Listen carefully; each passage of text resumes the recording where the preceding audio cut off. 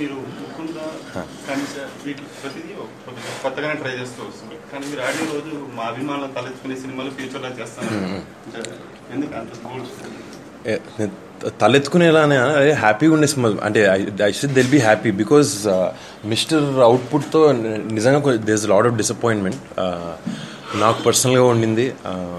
మా మా ఈ పెద్దనగర అభిమానులు అందరూ కూడా ఉండింది బాగా.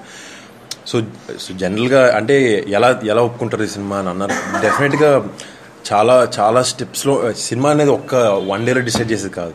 సో మేము ఒక చాలా ఇయర్స్ జర్నీ అది చేసింది. డెఫినెట్గా maybe some steps we went wrong. అది మేము అందరం అనలైజ్ చేసుకున్నాం మా టీం మొత్తం. సో డెఫినెట్గా మరి అంత బ్లండర్ అవుద్దని మేము ఎక్స్పెక్ట్ చేయలేదు cinema. So but so just అది అవాయిడ్ చేస్తానని చెప్పాను బేసిక్లీ.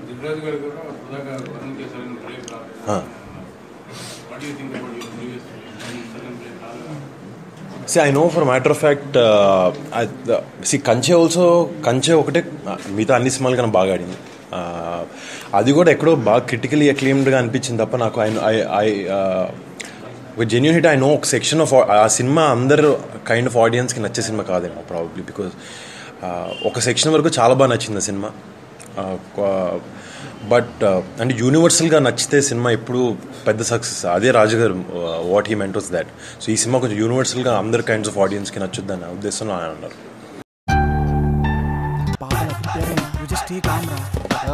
సార్ అది టూలెటన్ పెట్టారు. ఒక్కడు చెప్పండి అయ్యా. అది టూలెటన్ కింద పెట్టారు. బ్యాచిలర్సా? టెర్రరిస్ట్లా అన్నట్టు అంటారేంటి సార్?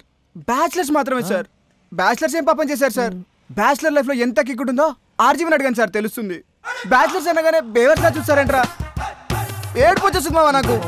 నేను ఆ మీనింగ్ తో అనలేదయ్యా. వీడేంటి ఏడుపు తక్కువ యాక్షన్ ఎక్కువ.